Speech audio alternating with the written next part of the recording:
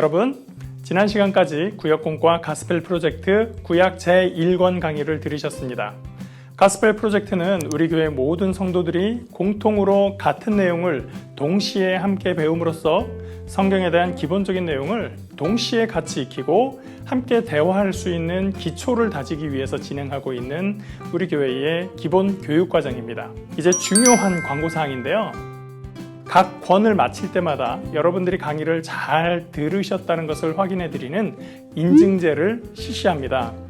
인증제의 취지는 첫째, 내가 성경에 대해서 각 권이 제시하는 정도를 그 내용을 한 번은 배우고 묵상했다는 것을 스스로 확인하기 위한 것입니다. 두 번째로, 향후의 직분자 임명 시에 이 과정의 인증 여부를 반영할 예정입니다. 구역공과로 이렇게 인증제까지 시도하는 이유는 우리 성도 여러분들이 하나님의 말씀을 조금이라도 더 알고 정확히 이해해서 바른 신앙관을 가지고 세상적인 사고방식이나 이단적인 이론에 흔들림 없이 신앙생활을 하시기 바라기 때문입니다. 인증 방식은 각 권을 마칠 때마다 여러분이 가지고 계신 교재를 담당 교구장 및 교육 담당 교육자에게 가지고 오시면 책에 인증 마크를 해드릴 예정입니다. 이렇게 인증 표시를 받은 교재가 여러분의 인증서, 인증 자료가 됩니다. 앞으로 교육은 구약과 신약을 번갈아 가면서 진행하게 되는데요. 구약 1권에서 3권, 신약 1권에서 3권 이렇게 6권씩 하나의 시즌을 마친 후에 6권을 모두 인증받으신 분들에게 희상 및 시즌 수료증을 드릴 예정입니다.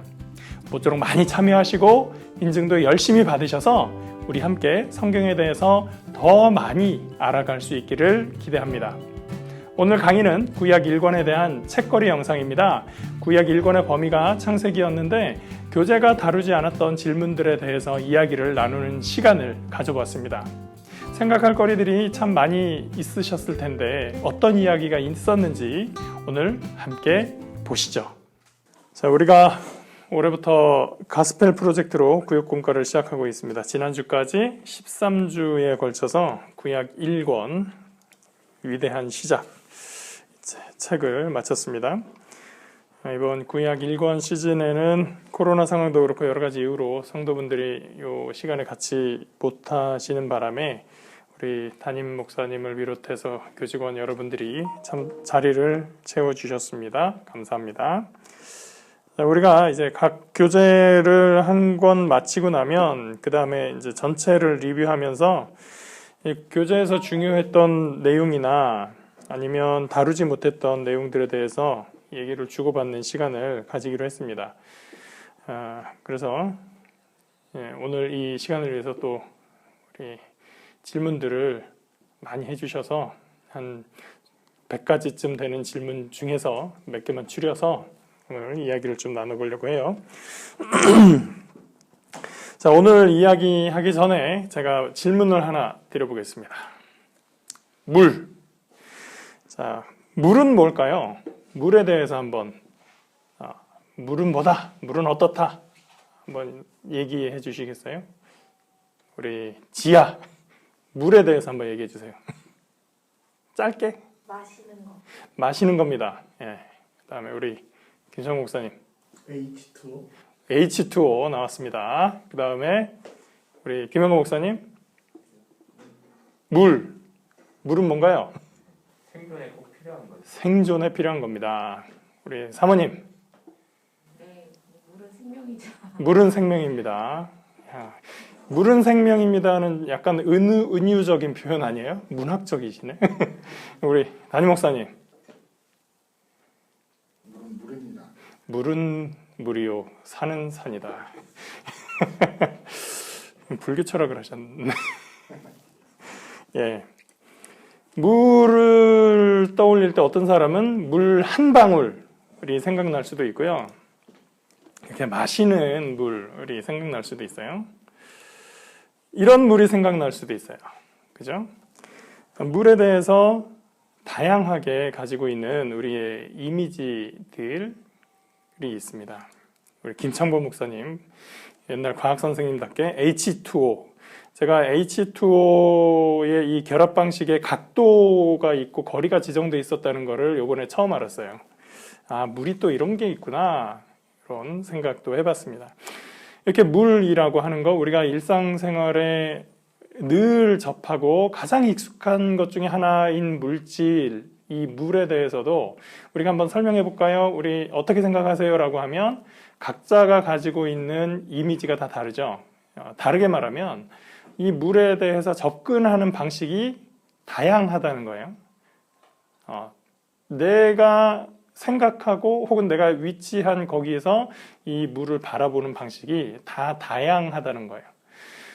성경을 볼 때 우리가 생각할 수 있는 게 바로 그런 거죠. 성경을 우리가 때로는 묵상을 하면서 볼 때의 이 성경 말씀의 의미, 또 우리가 과학적으로 이 성경을 바라볼 때의 그 각 구절, 단어의 의미, 그리고 우리가 신학적으로 연구할 때의 의미, 또 이제 목사님들 많이 계시니까 목사님들이 설교 준비할 때의 이 말씀의 의미가 각자 다 다르다는 거죠. 우리가 그걸 다 통합해가지고 성경은 이 말씀은요 이거예요 라고 하나로만 이야기하기 어렵다라는 말씀을 드리려고 이 물에 대한 이야기를 해봤습니다. 그러다 보니까 이 성경에 대해서 제가 이제 오랫동안 성경 읽으면서 뭐 궁금한 것도 생기고 질문도 생기고 나름대로 답을 찾아가면서 이렇게 지내왔을 거 아니에요. 그러면서 놀라게 되는 것들이 있는데 뭐냐면 이 구절에서 나는 이게 정말 이해가 안 되거나 아니면 질문이 생기거나 궁금한 것들이 있었는데 다른 사람은 그게 뭐 어때서 그냥 넘어가더라고요. 한편으로는 어떤 사람은 그게 그렇게 이해가 안 되는 거예요. 나는 그거는 쉬운 건데 왜 그걸 가지고 이렇게 붙잡고 있냐? 라고 생각을 하게 되는 거죠. 그러니까 이 성경 초입에 이것에 대해서 우리가 질문을 받고 이제 오늘 그 이야기를 한다고 했는데 그 질문들이 어떤 것들은 나도 궁금했었던 것들, 내가 예전에 어릴 때부터 답을 찾고 싶었어 라고 하는 것들도 있었지만 어떤 것들은 이게 왜 궁금하지? 혹은 아니 내가 궁금한 거 이건데 왜 그 부분은 이분들이 다 궁금해하질 않지? 라고 할 것들이 굉장히 많더라. 그런 우리 개인들의 각각의 차이가 있다라는 것도 생각하면서 우리가 성경도 읽고 이런 성경에 대한 이야기도 나눌 때 참고하면 좋겠다. 그 말씀을 먼저 드리고 이제 오늘 이야기를 시작해 보겠습니다. 교재 가스펠 프로젝트 구약 1권을 공부했는데 이 1권은 창세기를 전반적으로 다루고 있습니다. 창세기는 성경책 전체의 시작 부분에 있기도 하고요. 성경을 둘로 나누면 구약과 신약으로 나누는데 그 구약의 첫 번째 책이기도 하죠. 그 다음에 이제 구약을 또 다시 나눠서 앞에 5권을 오경이라고 부르는데 그 오경에서도 또 첫 번째 책입니다. 그 오경 5권 한번 뭔지 꼽아 볼까요? 첫 번째 창세기, 출애굽기, 레위기, 민수기, 신명기. 우리가 교회 오래 다녔으면 이렇게 5권은 오경이다라는 정도는 상식으로 알고 있으면 좋겠습니다. 예, 이 5권의 책은 하나의 패키지다 이렇게 생각하시면 되고요. 창세기는 또 이제 그래서 우리가 성경 일독을 하려고 할 때 맨 앞에 있다 보니까 제일 먼저 시작하는 책이고 그래서 창세기 성경 일독은 실패를 많이 했더라도 최소한 창세기 일독은 여러 번 성공하신 분들이 많을 거예요. 그래서 창세기는 가장 우리한테 익숙한 책 중에 하나입니다. 그래서 제가 확언하건대 우리 성도분들이 그리고 대한민국의 모든 교인 크리스찬들이 가장 많이 읽은 성경책 중에 하나가 창세기다 라고 얘기할 수 있을 것 같아요. 자, 그런 의미에서 제가 드리는 첫 번째 질문, 창세기는 전부 몇 장일까요? 몇 장입니까? 다 크게 말씀해 지금 지한테 말하려고 물어보려고 했는데 예, 너무 쉬운 질문이었죠. 이런 걸로 나 스트레스 주지 마세요. 그럴 수도 있습니다. 네. 예, 50장. 예, 장수는 50장인데요. 이 장수를 이제 내용적으로 세분하고 이렇게 한다면, 그래서 이제 주제나 주제별로 혹은 단락별로 이렇게 나누게 되면 50개가 아니라 뭐 150개도 될 수 있고 300개도 될 수가 있을 거예요. 근데 우리가 13주 동안 이 책을 다루면서 그 많은 내용들을 다 다룰 수가 없었기 때문에 어쩔 수 없이 많은 부분들을 지나가고 건너뛰고 그러면서 이제 창세기 한 권을 마쳤습니다. 그래서 그 부족한 부분들을 좀 제가 메꿔보려고 중간중간에 빠진 내용이 이런 것이 있습니다라고 이제 설명을 드렸었어요. 예, 그래서 이 창세기는 1장 하나님의 천지 창조를 시작으로 해서 50장에서는 야곱과 요셉의 죽음까지 이야기가 끝나게 되죠. 예, 그렇게 시작은 이제 당연히 창조고, 그 다음에는 아담의 범죄, 그 다음 가인의 범죄, 이런 식으로 진행이 됩니다. 하나님께서 세상을 보시기에 아름답게 지으셨지만 아담으로부터 시작해서 범죄가 시작이 되고, 그 다음에 가인의 범죄가 더 심한 죄가 나오고, 그 다음에 라멕이라는 사람이 나와서 거기는 더하고, 그러면서 이제 점점 죄악이 심해지다 보니 노아의 홍수로 하나님께서 이 일들을 처리하시는 그런 상황이 있고, 그 다음에 또 바벨탑의 사건이 나오고, 이런 이야기들이 진행이 됩니다. 하나님이 아름답게 지으신 세상이 인간의 타락함과 함께 세상도 같이 저주를 받고 가시도 내고 엉겅퀴도 내고 이제 그런 사건들이 진행이 되죠. 그런 사람과 세상이 험해지다 보면 하나님께서 한 번씩 정화하시는 그런 일들을 하십니다. 죄악이 가득 차면 하나님께서 씻어버리시는 거예요. 그래서 노아의 홍수가 그런 역할로 나오게 되죠. 그런 것들이 이제 계속해서 반복되다 보면 이제 인간의 죄악이 관영하였을 때 예수 그리스도를 보내셔서 하나님께서 십자가로 그 세상을 구원하시는 그 은혜의 사역까지로 이어지는 것이 우리 성경이고, 그 첫 번째 시작에 창세기가 있는 것입니다. 이렇게 창세기를 전체적으로 한번 이야기해 봤고요. 복습의 차원에서 창조 이야기 한번 보겠습니다. 창조는 6일 더하기 하루의 이야기로 진행이 되어 있습니다. 6일 동안 하나님께서 창조하시고, 그리고 마지막 날 안식을 취하셨어요. 자, 여기에서 우리가 질문할 첫 번째 내용이 나옵니다. 성경을 이제 5장에 아담의 족보가 나오는데요. 거기서부터 날짜 계산을 하면요. 날짜보다 이제 연한이라고 해야 될 텐데, 연도 계산을 하면 지구의 나이가 몇 년이 될까요? 창조는 6일이니까 6,000년의 나이가 됩니다. 지구의 나이는 6,000년이다. 여러분 어떻게 생각하세요? 6,000년입니까? 이른바 창조과학에 익숙하신 분들은 누가 뭐래도 지구의 나이는 6,000년이야 라고 생각하고 계실 거예요. 사실은 이것을 젊은 지구론, 젊은 지구 창조론이라고 부릅니다. 젊은 지구론의 반대말이 있어요. 반대말은 뭘까요? 늙은 지구론은 아니고 오래된 지구 창조론이라고 부릅니다. 하나님께서 지구를 창조하셨지만 지구는 6,000년보다 더 오래되었을 것이다 라는 이론입니다. 그러니까 이 말 자체는 창조론을 인정하지만 지구는 더 오래됐다, 6,000년보다. 그 뜻입니다. 자, 구글을 찾아보니까요, 뭐 어릴 때부터 많이 들으셨겠지만 지구의 나이는 얼마인가 구글에서 찾아보니까 이렇게 나와요. 야, 이게 뭔 숫자야? 인데 말로 설명하면 4.543 곱하기 10의 9제곱 세 나이이죠. 주 9제곱 살입니다.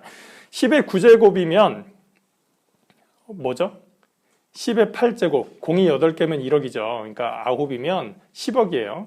그래서 4.543을 곱한 거니까 45억 4,300년이 됩니다. 300만 년이죠.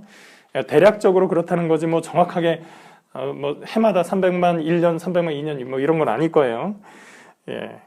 우주의 나이는 어떻게 될까요? 우주의 나이는 더 많이 있을 거예요. 많이들 들어보셨을 텐데 우주 탄생에 빅뱅이 있었고 그때부터 지금까지 나이 137억 9,800만 1.3798 곱하기 1010년 이렇게 되어 있네요. 오차는 플러스 마이너스 0.0037 곱하기 1010년 이렇게 되어 있어요. 그러니까 어쨌든 137억 9,800만 년 정도 된다. 뭐 그런 얘기입니다. 과학에서 이런 숫자들이 나온 이유가 있겠죠. 그러니까 지구의 나이라든지 우주의 나이를 이렇게 추정한 이유가 있을 겁니다. 과학적인 근거를 말씀드리는 거예요. 그렇다면, 그러니까 그 이유에 대해서는 구글에 보면 이것도 지금 위키백과라고 하는 그 자료 사전, 인터넷 사전에 나온 내용인데 인터넷 사전뿐만 아니라 뭐 물리학 책이든 천체과학 책이든 보면 그 이유들 이렇게 계산한 내용들이 설명이 돼 있을 거예요. 둘 중에서 뭐가 맞을까요? 6천년과 45억 뭐 몇천만 년. 성경대로 우린 6천년이 맞아. 이렇게 결론을 쉽게 내릴 수 있으면 좋겠지만 우리가 발견할 수 있는 화석이나 유물이나 이런 것들을 보았을 때 사실은 그렇게 간단한 문제는 아니죠. 뭐가 간단치 않냐? 6천년이라고 결론 내리는 것이 간단하지 않다는 얘기입니다. 근데 성경을 보면서 이런 질문을 또 할 수가 있어요. 성경은 정말 지구의 나이를 6천년이라고 말하는가? 아니 아까 6천년이라면서요. 말씀하실 수도 있지만 그렇지 않을 수 있다는 거예요. 뭐냐면 제가 어릴 때라고 하는 건 중학교 이후 때부터입니다. 그 전에는 잘 몰랐었던 내용인데요. 아무튼 어릴 때부터 이 성경을 읽으면서 창조의 순서를 읽을 때 이상하다라고 생각한 것이 있습니다. 하나님이 빛이 있으라 하신 다음에 저녁이 되고 아침이 되니 이는 첫째 날이니라 이렇게 되잖아요. 근데 조금 더 읽어보면 저는 이 빛이 태양이라고 생각을 했거든요. 근데 더 읽어보면 넷째 날에 하나님이 두 광명체를 만들어서 하나는 큰 거는 낮에다가 갖다 놓고 작은 건 밤에다가 갖다 놓는단 말이죠. 그러니까 큰 것이 태양이고 작은 게 달이고 그 다음에 별들이 생성되는 게 언제라고요? 넷째 날이 되는 거예요. 그러면 첫째 날 그 빛은 태양이 아니네. 그럼 그 빛은 뭐지? 라는 생각이 들게 되었었던 것이죠. 그럼 이제 그 빛은 태양이 아니다 라는 게 첫 번째 그게 아닌가 봐 라는 것이고요. 두 번째는 그렇다면 그게 태양이 아니라면 어떻게 첫째 날에 저녁이 되고 아침이 된다라는 말이 있을 수 있을까 라는 거예요. 그 하루는 무엇일까? 왜냐하면 우리가 알고 있는 하루, 우리가 알고 있는 24시간은 뭐예요? 지구가 자전하는 시간이잖아요. 근데 지구가 자전하는 거, 그러니까 태양이 아직 나오기도 전에 하루라는 개념이 나오기 전에 먼저 하루가 있었다면 24시간으로 해석될 수 있는가라는 문제가 제기될 수가 있는 거예요. 그래서 이 24시간이라는 특정 시간, 적어도 넷째 날이 되기 전까지의 하루는 24시간은 아닐 수 있겠다. 그러면 첫날의 하루와 넷째 날의 하루는 시간이 달라진 걸까? 그것도 좀 다를 수 있지 않을까라는 생각을 이제 어릴 때부터 했었던 거예요. 뭐 처음 읽자마자 생각한 건 아니고요. 오랫동안 성경 보면서 뭐 다른 것도 보면서 이제 저 나름대로 이렇게 생각을 해본 겁니다. 그래서 그 창조의 하루의 길이가 우리의 24시간과 다르다면 그 창조의 6일은 뭐 138억 년도 될 수 있고 뭐 45억 년도 될 수 있고 다른 여러 가지 해석이 가능할 수 있는 여지가 생겨나게 되는 거죠.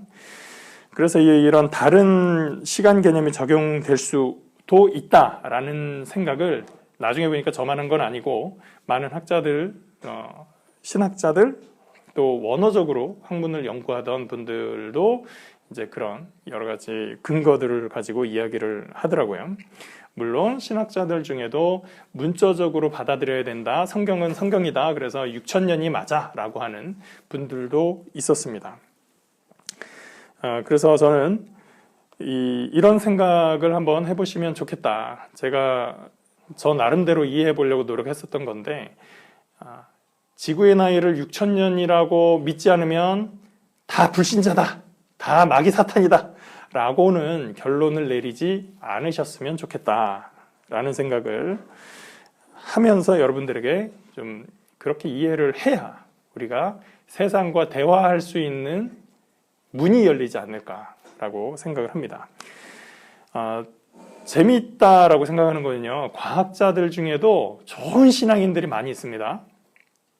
그 사람들, 그러니까 이 과학자들이라고 제가 말씀드리는 분들은 지구의 나이를 45억 년 이상 되었고 우주의 나이가 136억 년, 7억 년은 됐다고 생각하는 분들입니다. 그들이 좋은 믿음의 사람들이에요. 어떻게 그럴 수 있을까? 라는 것도 한번 생각하시면 좋을 것 같아요. 어떻게 보면 그런 분들이요, 과학자인 분들 중에서 신앙을 가지고 계시고 또 성경 묵상하시면서 자기의 은혜를 나누는 그런 분들의 시각이 저처럼 인문계열 출신의 사람, 과학에 대해서, 천체 물리학에 대해서 뭐 전혀 모르는 이런 사람들과 다른 측면에서 또 다른 깨달음, 또 다른 은혜를 전달해 주는 그런 경험을 좀 하게 됩니다. 제가 서울대 물리학과의 그 재원호 교수의 칼럼 우주의 나이라고 하는 그런 글을 읽은 적이 있습니다. 이 신문 칼럼에 나왔었던 내용인데요. 이 글에서 이 재원호 교수라는 분이 빅뱅 직후의 우주 온도가 현재보다 1조 배 정도 높았는데 그것은 우주의 팽창 속도가 거의 빛의 속력만큼이나 빨랐다는 뜻이다 라고 이 글에서 이야기를 합니다. 그래서 우주 생성 직후의 1초는 오늘날 지구상의 시간보다 1조 배 정도 빠르다 라고 이야기를 해요. 그래서 그 1조 배 정도 빠른 그 1초를, 그러니까 1조 배쯤 되는 그 1초를 다시 지구의 시간으로 환산을 하면 약 3만 년이 됩니다. 그러니까 1초가 3만 년인 거예요. 그러면 그걸 가지고 24시간을 적용을 하면 얼마가 되냐면 80억 년이 돼요. 그러니까 하루가 80억 년이 되는 거죠. 그러니까 빅뱅, 저는 이제 과학자들은 빅뱅을 창세기 1장에 있는 뭐 태초에 빛이 있으라 그걸로 연결하면 안 된다. 그건 이거하고 완전 다르다라고 얘기를 하는데 저는 정말 빅뱅이 과학적 사실이다라고 하면 Why not? 그게 하나님의 빛이 있으라 했을 때 그 빛이 아니라고 해야 될 이유는 뭐야? 라고 생각을 하거든요. 제 마음이니까. 근데 이 죄 교수 같은 경우도 이제 같은 시각에서 얘기를 하고 있는 거죠. 그 빅뱅이 태초에 빛이 있으라의 그 빛이라고 한다면 첫날의 시간은 80억 년이다. 그 다음에 나오는 내용들이 이제 재미있는데요. 그 다음에는 이제 굉장히 빠른 1조 배 속도의 시간을 가지고서 이제 폭발을 했잖아요. 그 다음에는 빛의 속도가 그 우주 팽창의 속도가 굉장히 짧아진다는 거예요. 급격한 냉각을 겪기 때문에. 그래서 반씩 줄어든다는 거죠. 그래서 둘째 날이 됐을 때는 첫째 날이 80억 년이었으니까 둘째 날은 얼마예요? 40억 년이 되는 거고, 셋째 날은 20억 년, 이런 식으로 진행이 되는 거예요. 그 다음에 10억 년, 5억 년, 2억 5천 년, 5천만 년, 2억 5천만 년, 이렇게 줄어들게 되는 겁니다. 그렇게 해서 이제 이 숫자를 더하면 155억, 157억 5천인가? 뭐 이렇게 돼요. 그러니까 어쨌든 그 6일간의 기간을 다 더해보니까 우주의 나이가 150억 년 정도 이상? 뭐 이 정도의 대략적인 수치가 나오게 된다는 거예요. 그래서 이 물리학 교수의 입장에서 계산한 창조의 일주의 시간과 우주의 시간의 대비 이렇게 해보니까 야 이건 또 흥미롭네 라는 생각을 했었던 적이 있습니다. 물론 정확하게 뭐 137억 년 곱하기 얼마 뭐 이렇게 나오지는 않지만 그런 얘기가 나오는 거예요. 또 이 글과 별개로 제가 빅뱅 그러니까 빅뱅 큰 폭발 그래서 우주 대폭발 이렇게 얘기를 하는데 그걸 찾아보다가 알게 된 그림이 하나 있었어요. 그래서 계속 가지고 있었는데 요런 그림입니다. 이게 뭐냐면 요 끝에 왼쪽 끝에 있는 요 밝은 부분이 빅뱅의 순간인 거예요. 그러니까 요때 요 앞에는 이제 밑에 이게 빅뱅 익스펜션 이렇게 써 있는데 빅뱅 이후의 시간이라는 거, 빅뱅 확장이라는 뜻인데 그 시간이 137억 7천만 년 뭐 이렇게 써 있는 거거든요. 그러니까 요 빅뱅의 이전에는 시간이 없었죠. 그리고 빅뱅 끝에 요 오른쪽 끝은 오늘이겠죠. 오늘 지금 현재. 그러니까 빅뱅 이전에는 아무것도 없어요. 빅뱅이 딱 일어나면서 뭐 1년, 하루 이틀, 1년, 3년 이렇게 지났을 거 아니에요? 여기서부터 여기까지는 굉장히 짧은 시간인데 요때의 요 위아래의 이 크기가 우주의 크기거든요. 그러니까 그 빅뱅이 있기 전에는 우주라는 게 없어요. 우주의 크기가 없어요. 빅뱅에서 딱 커지면서 요 짧은 시간에 우주가 엄청난 속도로 확 커지는 거예요. 그 다음에 속도가 확 줄어서 확장이 조금씩 되기는 하지만 엄청나게 우주가 커지지는 않는다라는 모형입니다, 이게. 그러니까 아까 그 제 교수의 글과 연결해서 이 그림을 생각을 해보니까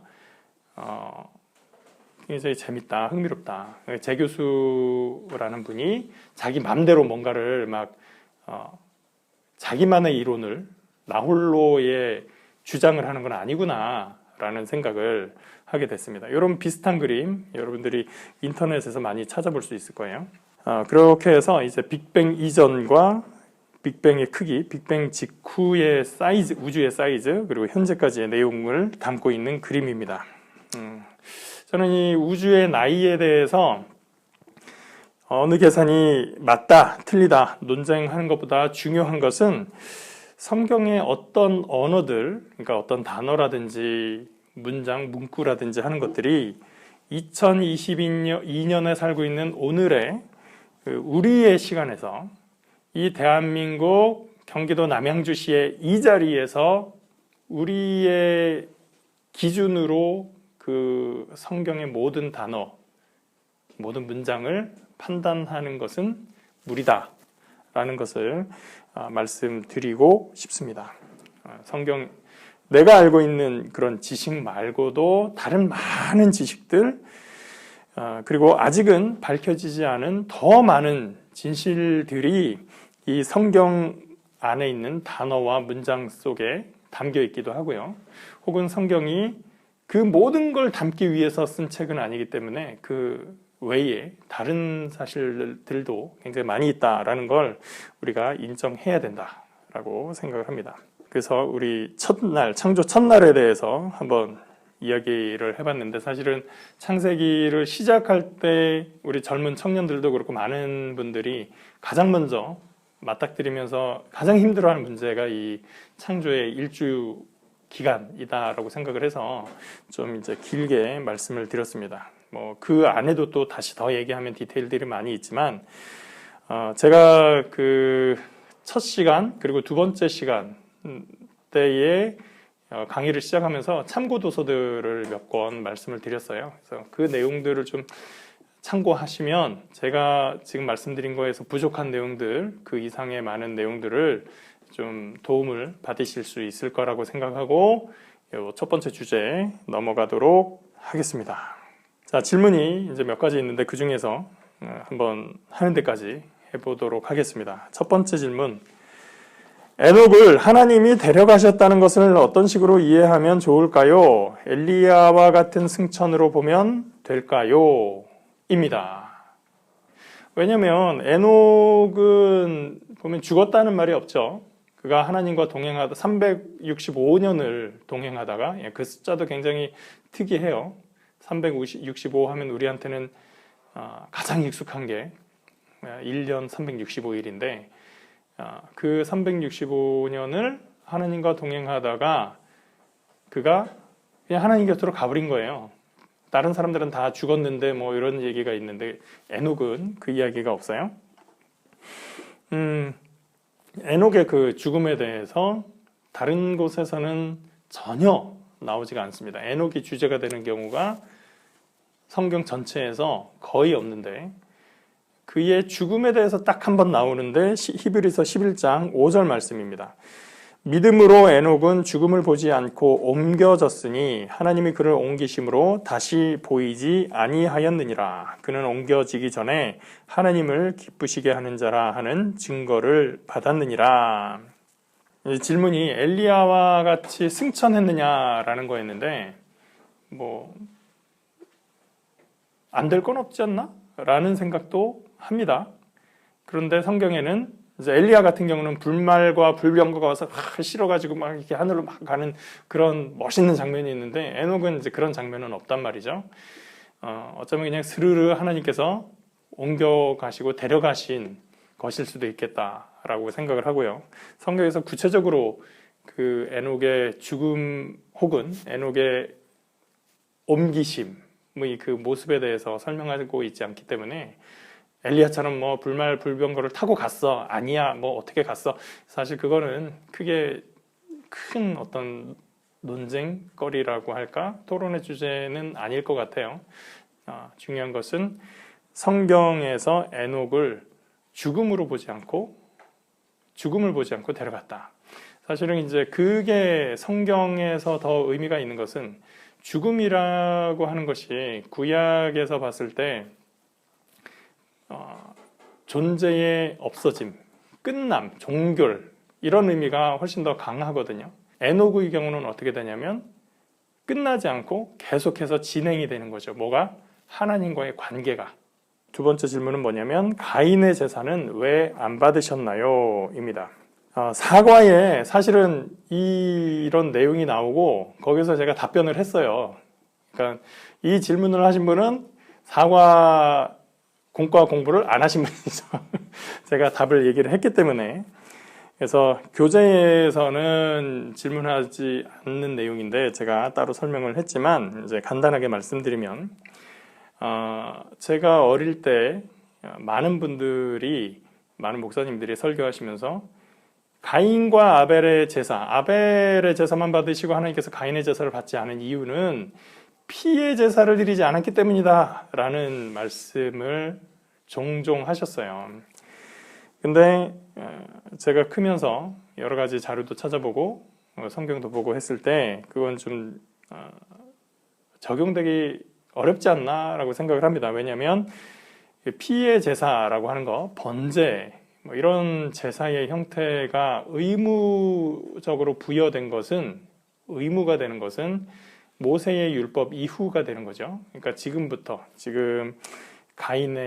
가인과 아벨이 제사 드리는 이 시점부터는 뭐 엄청난 시간이 지난 후의 사건이기 때문에 훨씬 이후의 율법의 기준을 가지고 하나님이 가인더러 너 왜 피의 제사를 드리지 않았니? 넌 나빠 라고 하는 것은 적절치 않다라는 생각을 합니다. 창세기 4장에 보면은요, 하나님이 가인의 제사를 받지 않으시자 가인의 안색이 변합니다. 그때 하나님이 하신 말씀이 있어요.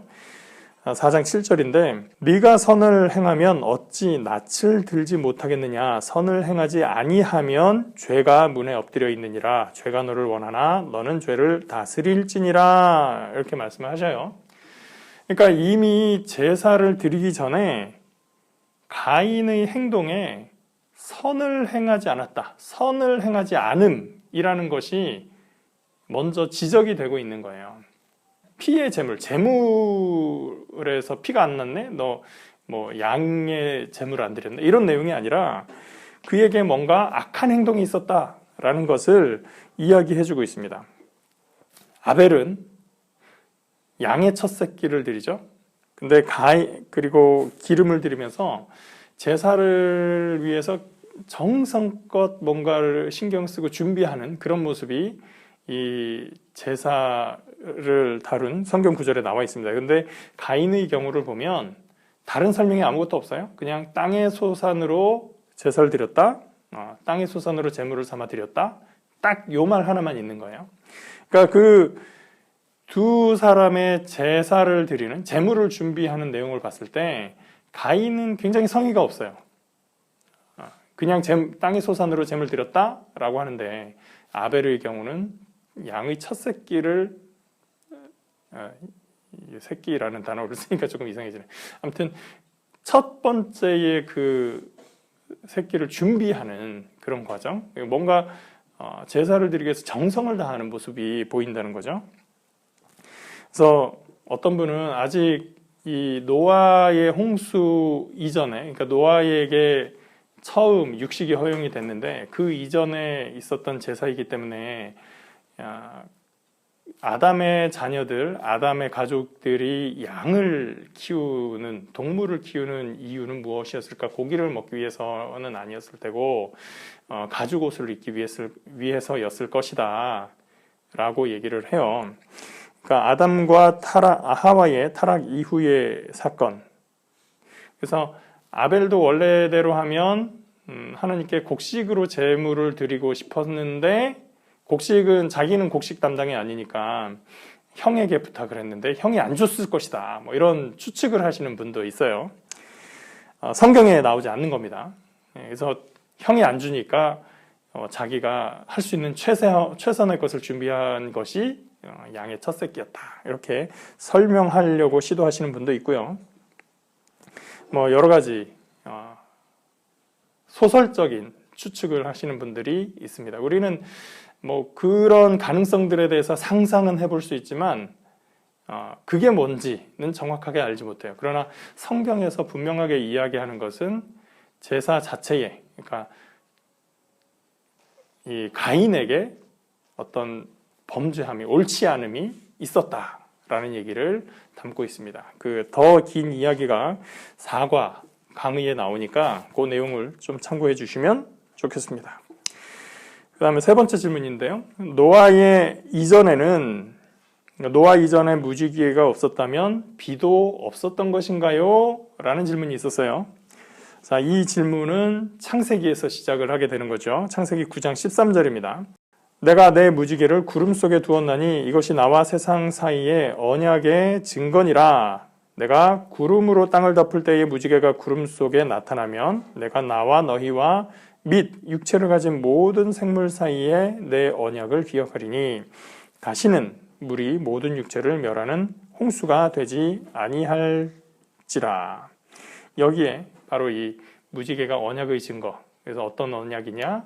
다시는 세상을 물로 심판하지 않겠다라고 하시는 하나님의 언약의 증표로서 이 무지개가 나온다는 거예요. 그러면 그전에는 무지개가 없었어야 되는 것이고, 무지개가 없었던 것은 비도 없었다는 얘기가 아니냐라는 얘기예요.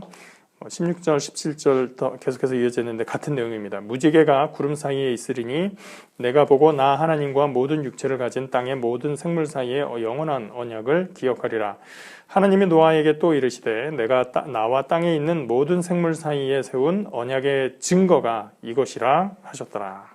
제가 이 부분을 보면 늘 생각나는 부분이 있습니다. 예전에 우리나라에 이제 태풍이 오고 혹은 뭐 장마나 이런 걸로 해서 이제 물난리가 나요. 홍수가 생기고 그래요. 그러면 목사님들이 이거 하나님께서 우리나라에 이러이러한 범죄함이 있어서 하나님께서 회개하라고 주시는 것이다 라는 말씀들을 좀 많이 하셨어요. 홍수가 있을 때마다 하셨었어요. 그래서 제가 어릴 때 기억나는 하나의 작은 사건, 집안의 사건이라고 할까요? 일이 하나 있었는데 그런 뉴스가 TV에서 이렇게 막 나오고 있는데 우리 외할머니께서 한번 이제 그 뉴스를 보시면서 그러시는 거예요. 아유, 하나님께서 물로 심판하지 않는다고 하시고서는 왜 자꾸 저렇게 물로 우리를 심판하시나 하시는 거예요. 여러분 어떻게 생각하십니까? 노아의 홍수, 지금의 물난리, 심판일까요? 아닐까요? 하나님이 무지개를 주시면서 심판 안 한다고 하시고 또 물난리 나게 하시고 또 무지개 주시고 심판 안 한다고 또 약속하시고 맨날 그러는 걸까요? 노아의 홍수와 지금의 물난리, 어릴 때 저도 배운 게 그거니까, 그리고 우리 할머니도 말씀하시지만 저도 비슷한 그런 생각을 하고 있었는데요. 노아의 홍수와 지금의 물난리는 굉장히 다른 겁니다. 그렇죠? 성경에 따르면 노아 때의 홍수는 단회적인 사건이고 전 지구적인 사건이에요. 노아 이후에도 그 지역에, 근동 지방에 팔레스타인이든 애굽이든 어디든 홍수가 없었을까요? 있었겠죠. 그러니까 그 홍수 때마다 이건 아니야, 이건 아니야, 그렇게 이건 심판이야, 그렇게 하시는 것이 아니라 노아의 홍수는 특별한 것으로 성경이 다루고 있는 거죠. 그러니까 노아의 홍수와 같은 건 딱 한 번만 있는 거예요. 그리고 그것은 지구적인 사건으로서 제시를 해주고 있는 겁니다, 성경이. 그런데 우리나라에 태풍이 오고 장마가 오고 그래서 물난리가 나고, 이거는 단회적인 사건도 아니고 온 지구가 겪어야 되는 그런 사건도 아니에요. 단회는 무슨 단회예요. 1년에도 몇 번씩 오는 게 태풍인데, 그죠? 1년에 수십 건의 태풍이 발생이 되고 그 중에 크고 작은 것들이 많이 있어서 어떤 것들은 저 남태평양 어느 바다에서 생겨가지고 거기서 조금 지내다가 그냥 죽어버리는 것들도 많이 있고, 그 중에 10몇 개, 20몇 개가 일본, 한국, 중국이 있는 쪽으로 오다가 어떤 건 일본으로 가고 어떤 건 중국으로 가고 어떤 건 한국으로 오고 이렇게 되고, 그 중에 엄청 대형이 또 한 서너 개쯤 돼서 그게 어디로 가느냐, 이게 문제인 거지. 이 태풍이 올 때마다 이건 하나님의 심판이야 이러면 우리는 해마다 심판을 받고 있는 거예요. 그러니까 그런 계산은 좀 말이 안 되는 거고, 또 한편으로는 태풍의 피해를 입는 쪽이 주로 해변이잖아요, 1차적으로는. 그렇게 되면 해변에 살고 있는 사람들은 무슨 죄가 많아가지고 해마다 태풍의 심판을 받는가, 이런 재밌는 생각을 해볼 수도 있습니다. 서울에 살고 도심이라기보다는 이제 내륙 지방에 사는 사람들은 죄가 좀 적어서 몇 년에 한 번씩만 큰 태풍을 심판을 받고, 이런 개념은 아니란 말이죠. 우리가 성경을 보면서 어떤 하나의 사건을 일반화하는 것은 많이 위험하다, 그죠? 우리가 그런 걸 생각을 해야 됩니다. 그분들이 물난리를 겪게 되는 것은 그들의 심판의 문제, 그들의 죄악과 심판의 문제가 아니라 사람이 많아져서 거기에 사는 사람도 많은 거죠. 여기가 맨날 태풍 오는 지역이고 그래, 그러면 여기 안 살면 되는데, 또 그분들은 거기서 살아야 어업도 하고 생존을 할 수 있으니까 거기에 계속 살아야 되는 거죠. 그럼 대처해야 되는 거고, 그걸 심판이네 뭐네 회개합시다 이렇게 하는 건 참 많은 문제가 있다. 우리가 성경을 참 우리 어른 목사님들에게 많이 배웠지만 죄송하게도 많이 잘못 배운 부분들도 있다라는 걸 좀 우리가 인정을 해야 됩니다. 아울러서 제가 하나 더 요 생각을 참 여러 번 이 말씀을 우리 성도들과 나눠야 되는가 하는 고민을 참 많이 했었는데, 이렇게까지 얘기를 하다 보니 말씀을 드려야 될 것 같아요. 많은 목사님들이 성경에 대해서 저는 잘못 가르치고 있는 것이 있다라고 생각을 합니다. 물론 이제 잘못 배운 것에 대해서 이제 계속해서 얘기를 했는데, 그 이유가 뭐냐면 우리 교회는 그렇지 않다고 저는 분명히 알고 있는데요. 뭐라고 하시냐면, 성경은 어릴 때부터 배운 게 가장 확실한 역사책이고 가장 확실한 과학책이고 심리학책이고 철학책이고 윤리학책이고, 그렇게 많이들 말씀을 하세요. 그래서 순복음교회 아니라 뭐 다른 데서 성경 공부를 했다든지 설교를 들었다든지 하신 분들이 있다면 그렇게 생각하시고 계신 분들이 우리 성도분들 중에서도 꽤 있으리라고 생각을 합니다. 저는 어릴 때 착한 학생이었었기 때문에 그 말을 믿었었고 오랫동안 그렇게 생각해 왔었는데요. 지금은 그렇게 생각하지 않습니다. 성경을 하나님께서 말씀하신 신앙, 우리의 신앙을 위해서, 우리의 구원을 위해서, 우리의 영적인 삶을 위해서 하나님께서 전해주신 말씀은 맞지만 성경이 세상의 모든 지식을 다 담고 있다라고 본다면 문제가 있다. 우리가 분명히 그건 좀 인식을 해야 됩니다. 성경은 세상의 지식을 전달하는 책이 아니라는 거예요. 과학적인 지식을 얻기 위해서는 성경을 볼 게 아니라 과학책을 봐야 되는 거고요. 역사를 정확하게 알기 위해서는 역사책을 봐야 되는 거예요.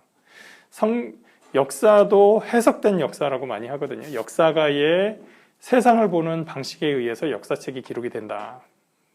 그렇게 얘기를 하는데 성경은 역사를 기록하기 위한 책이 아니라 하나님을 믿는 신앙인의 삶에 대해서 기록하기 위한 책이라는 거예요. 그래서 우리가 그러한 차이를 좀 분명히 알아야 성경에 대한 오해가 없을 수 있다. 그래서 처음에 얘기한 창조의 일주일에 대해서도 우리가 자꾸 오해를 하는 게 이게 성경을 역사책이면서 과학책이면서 뭐 이렇게 생각을 하기 때문에 자꾸 오해를 하는 거거든요. 그렇지 않다. 그걸 과학적 사실로 막 쫓아가려고 하다 보면 사실은 성경이 얘기해주고 싶은 본래의 의미가 있는데 그걸 놓치고 갈 수 있다라는 걸 우리가 더 심각하게 생각해야 된다. 그걸 좀 우리가 알아야 됩니다. 그래서 이렇게 종합적으로 봤을 때 이 질문이 지금 무지개와 비의 관계에 대해서 그러면 그전에는 노아의 홍수 이전에는 무지개도 없었고 비도 없었고 그런 건가요? 라는 질문인데 그렇게 봤을 때 이 노아의 홍수의 무지개가 과학적으로 최초의 무지개는 아닐 수 있다. 그것을 무시하지 않았으면 좋겠습니다. 그리고 그 질문은요, 지구의 나이하고도 관계가 있기 때문에 아까 처음에 이야기한 그 창조의 이야기, 거기와도 연결이 됩니다. 젊은 지구 창조론, 거기에도 연결이 되기 때문에 아까 말씀드렸었던 그 참고 도서들 참고하시면 좋겠다라는 정도로 이 질문을 마무리해 보겠습니다. 그 다음 질문입니다. 노아에게 잘못한 것은 함인데 왜 가나안에게 저주를 했을까요? 라는 얘기인데요. 제가 많은 주석들을 봤을 때 다 공통적으로 나오는 얘기가 뭐냐면 쉽지 않은 문제다 라는 거예요. 주석가들이 신학자들이 이 문제에 대해서 다 어려워하고 있더라 라는 얘기죠. 이 질문과 함께 이 본문, 그러니까 노아가 가나안을 저주하는 그 상황, 사실은 이제 홍수 이후에 노아가 술 마시고 나서 뭐 벌거벗은 채로 잠자다가 셈, 함, 야벳 이 중에서 함이 아버지의 하체를 보고 그렇게 얘기하죠. 하체를 보고 나서 형들에게 얘기를 했다. 그랬는데 형들은 와서 그 아버지의 몸을 가려주었다. 가리기 위해서 또 이 형제들은 뒷걸음 쳐서 가면서 가려주죠. 보지 않으려고. 그러면서 이제 이야기가 기록이 되는데 여러 가지 함이 그 아버지의 하체를 본 게 뭐 그렇게 잘못이냐라는 것부터 여러 가지 질문이 있을 수가 있습니다. 그래서 또 이것만도 굉장히 많은 주제가 되는데 저도 조금 이상하게 생각했었던 건 뭐냐면 어릴 때 다 아버지랑 또 여자 친구들은 엄마랑 같이 목욕탕 많이 가잖아요. 다 본단 말이죠. 아버지의 하체든 어머니의 하체든. 뭐 이렇게 큰 죄일까라는 생각을 할 수가 있는데 성경에서 이 함이 아버지 하체를 보았다라는 이 보았음의 의미가 뭔가 라는 것에 대한 여러 가지 해석이 있습니다. 어떤 성적인 의미가 있었던 것이다.